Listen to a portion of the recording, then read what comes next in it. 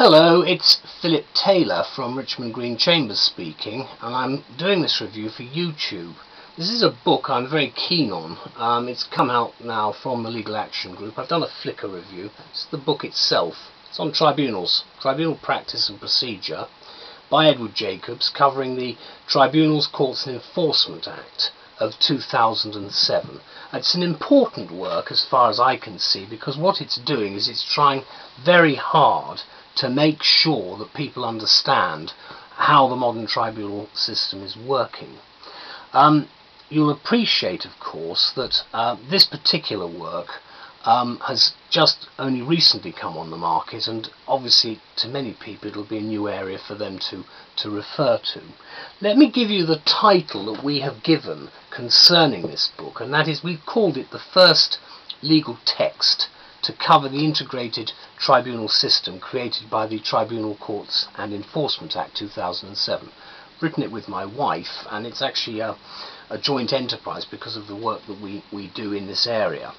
And what we say is this: if you've ever contemplated appearing before a tribunal, or you represent professionally those who do, this book is essential reading. What you've got is the standard setup of the statutes at the front.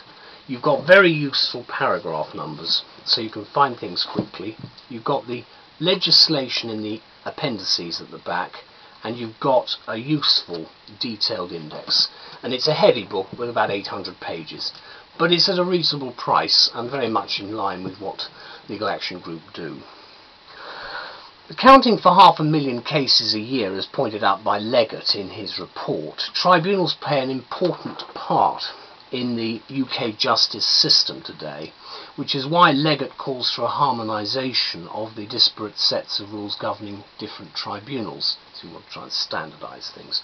His recommendations led to the creation of a Tribunal Service in 2006, now part of the Ministry of Justice, and the enactment of a flexible legislative framework in the Tribunal Courts Enforcement Act 2007 is very welcome.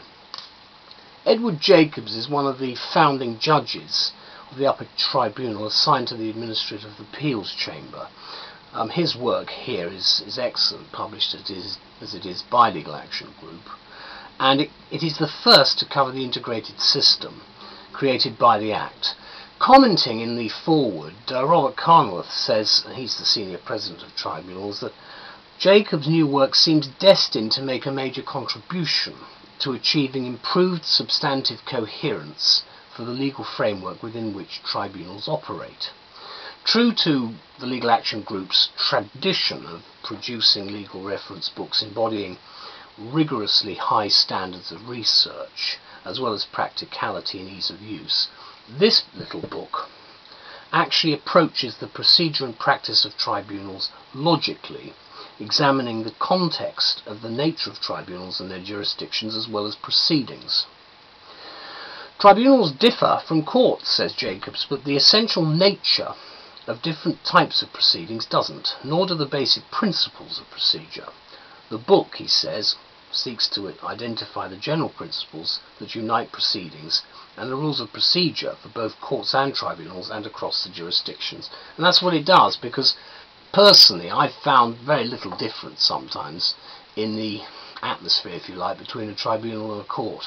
The idea was that they would be more informal. I haven't really found that myself. It'd be interesting to know if you do.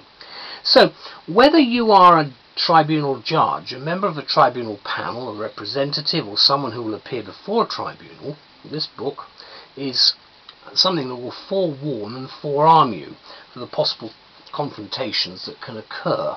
It's presented in a logical, readable way, and the contents offer entirely practical advice, including an introduction to the Tribunal Service, and it reviews some of the following content. That's jurisdiction, procedure, appeals, referrals, judicial review and ADR, proceedings, hearings, representatives, tribunal advocacy, evidence, findings, disposal, precedent and decisions. So you've got the whole ambit covered. If you have little or limited access to law reports, therefore, the book contains particularly useful appendices which include the full text of the Act and the rules. And obviously it's something that will be useful, as I indicated earlier, as a sort of advisor's handbook, which is very much what this this sort of LAG publication is as a sort of stable of publications. Let me conclude by saying that although the book was sent to the publishers in July 2009, and I'm reviewing this at the end of the year, some later developments have also been incorporated to make this work the first legal text to cover the new legislation in such useful detail. And that's what Jacob set out to do, and he's achieved it. And thank you both to him and LAG. Thanks very much. Bye-bye.